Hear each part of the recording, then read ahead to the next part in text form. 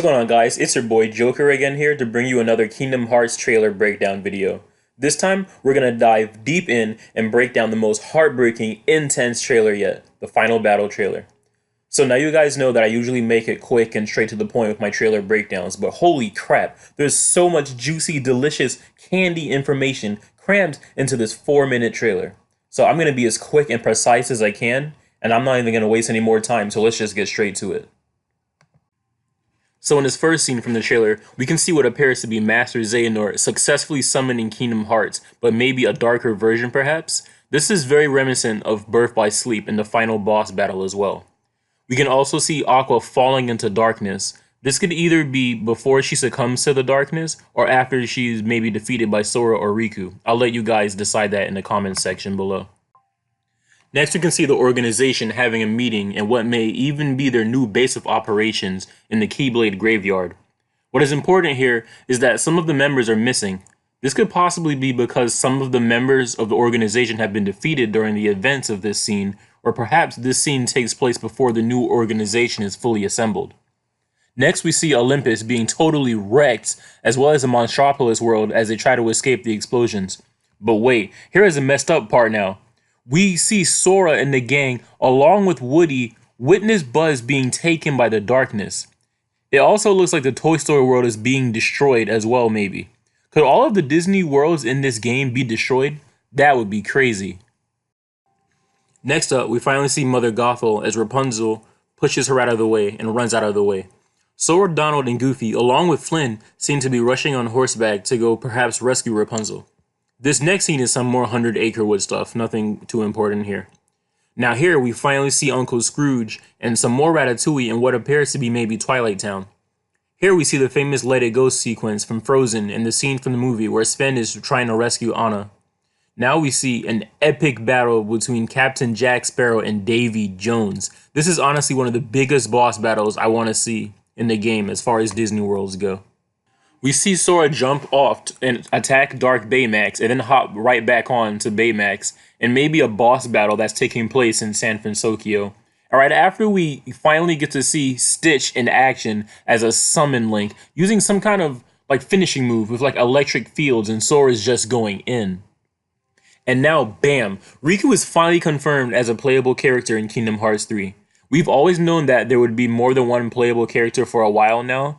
And now that Riku's actually confirmed, I'm super excited because he's my favorite character. If you look carefully though, Riku is using a Dark Faraga on the Heartless mob. His command menu also has magic and items, so he'll be able to use those. One other thing I noticed is that he has no shot lock meter on his status or HP bar. Riku is also using his new Keyblade in this scene, so I'm assuming this is after the battle with Dark Aqua, since he had his old Keyblade in that fight before it broke. We do know that he returned to Yen Sid to get his new Keyblade, so I wonder why he's back in the Realm of Darkness again.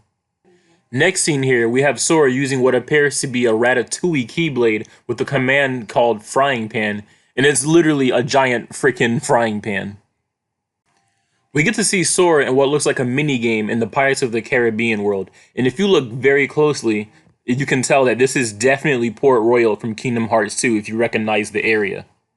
Sora is now in the Tangled world doing a minigame that seems to be like rhythm-based with like dancing. One thing I noticed is that there is a blue and pink colored circle on the ground where Sora's feet are. Maybe you have to press X and square on the controller when Sora steps there or something like that. We then see a never before seen type of Heartless boss that looks like a horse and a chariot in the Tangled world. Now we see Sora fighting a new shark type of Heartless underwater, and this just looks so damn cool, guys. We get to see Sora getting all flashy, fighting Davy Jones on his Flying Dutchman ship, guys. Holy crap. We see a new boss type Heartless in Monstropolis, and then another Heartless boss in the Tangled world. But that's not all, guys. We see Sora, Donald, and Goofy fighting thousands of Heartless in the Keyblade Graveyard. Now this is where the trailer starts to get more intense and shit starts getting real. So we get to see Axel and Kairi, with her telling him that tomorrow they'll be in the ring, and she tells him not to hold back. I'm pretty sure this is referring to their Mark of Mastery fight in the ring, similar to how Terra and Aqua did in Birth by Sleep. Axel remembers Gion suddenly, and I think this is because Gion told Axel not to hold back in 358 in 2 days, and this has probably triggered a memory of some sort. Next we see Sora in the toy box world confronting young Xehanort, and Sora's attack seems to phase through him before telling Sora to find the hearts joined to his. This is strange to me because it seems like young Xehanort is helping Sora by telling him this. I mean, or it could be that he just wants Sora to get him to help, find Ventus and Roxas so he can use them or something like that. I'll let you guys decide that in the comment section below as well. In this scene, we see Sykes telling a mystery organization member he would hate thinking they invited them back to their ranks only to fail to deliver the final vessel. This scene is more important than you think. Whoever this is, I'm sure it's someone from the original organization before the new organization was formed. This is because Sykes says invited them back, meaning that they were once a member. My thought is that it's not Gion that Sykes is talking to, because this person's build is the body type of a guy and that they're somewhat tall. I think that this is definitely a male member of the organization. Now we see my boy Vanitas smack Sora's Keyblade out of his hands like it was a toy prop or some shit. He's literally like, get that shit out of here. Alright, but all jokes aside, he says join your heart with mine. This obviously is referencing Ventus. But goddamn, I hope that someone comes in clutch to save him, because that does not look like it's gonna end well. And I might sound crazy here, but I also don't think that Vanitas is one of the 13 Seekers of Darkness. And this is because he wants to join his heart with Ventus. Remember that Vanitas is still technically only the dark half of Vanitas personified. I think that the organization wants Ventus to become a Seeker of Darkness to forge the Keyblade. I'll let you guys tell me what you guys think on that in the comment section below. Some more of Maleficent and Pete here. Maleficent seems to know of the Keyblade War that's about to go down. In this scene, we see Chirithy ask Sora if he's already learned to restore someone's heart after it's been lost. I believe that Chirithy is referring to Roxas or maybe even Ventus here. And once again, this is that new world that we saw when Sora was running around with all those weird clones in the previous trailer. I think that this could in fact be inside Kingdom Hearts. We see Axel and Sykes sitting down having a conversation. What is strange to me here is that they don't seem to be fighting or angry here. I wonder if maybe Sykes is a double agent in the organization. Who knows? We see Ansem the Wise and Dark Ansem, or Xehanort's Heartless, whatever you guys want to call him. But we see them talking by the mansion in Twilight Town. Dark Ansem mentions all of the children's sacrifice in Ansem the Wise's research. I think that he means his apprentices when he says this. We see Dark Ansem again watching as Riku and Replica Riku fight it out here. Now, is this scene before or after the scene we saw in a previous trailer when Riku and Replica Riku were in fact on Destiny Islands together? In the next scene, young Xehanort tells Sora that there is a high price to pay for using such power foolishly. Then Sora goes on to say, so what? Then he tells Sora there is no saving you. Could Sora be about to do something dark that we don't know about yet? And I don't know if it's just me, but the way young Xehanort says there is no saving you, I don't know, it just sounds so sinister to me. Now we see Sora and the rest killing some Heartless, and Kairi is looking badass, finally being able to help for once. Now Axel seems to be on his knees after getting beat or defeated in battle when he says, "Who are you?" to this hooded organization member.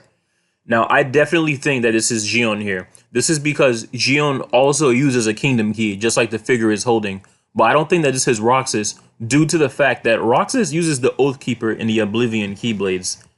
After that, Axel literally gets bodied by Xemnas' lasers, and he clearly isn't pressing triangle and X fast enough, because that shit is doing some major damage.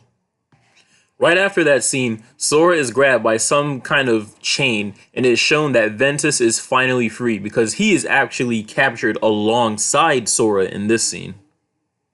Here we see King Mickey get sucked into some kind of attack that maybe looks like, I don't know, it's like Lux Sword's doing or something. Alright guys, now this part right here had me in my feelings, because it appears that Donald has blocked some sort of powerful ass beam attack and took the hit for the team, and then he falls to the ground broken, or maybe he even loses his heart. Here a defeated Axel gets taken away, along with Donald, Mickey, and Goofy, and even Kairi by this big mob of Heartless.